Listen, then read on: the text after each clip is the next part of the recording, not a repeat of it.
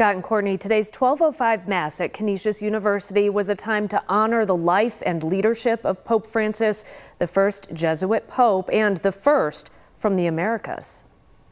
Today, let's be grateful for the beautiful legacy, the agenda, the blueprint that Francis gave us in being disciples of Christ.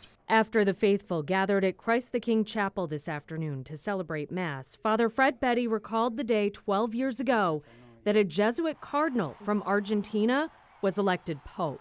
I was at Canisius High School in my office as campus minister, and all the students come running in, we have a Jesuit Pope. And I'm like, no, that can't happen, because in our rules, we're not allowed to aspire to a church office like that, especially Pope.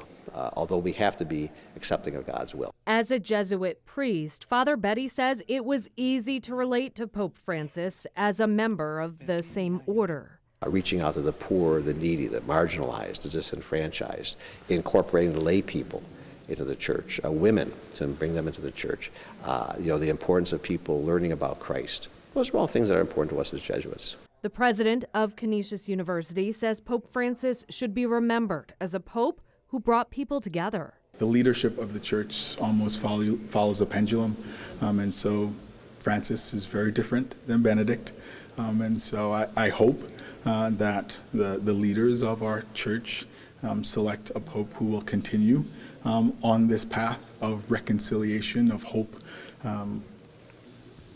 but I expect that there will be some modification in who his successor is and how they approach leadership of the church. What I would hate to see happen, I pray it doesn't happen, is that somehow people decide it's time to retreat and go backwards in history and time. We don't need to do that. He gave us an agenda for the future, and the church always has to be forward-thinking. So we want to carry on his legacy in that way. And during Mass today, parishioners also lit candles to honor Pope Francis, and they prayed for him and what he stood for. On your side, Kelly Dudzik, Channel 2 News.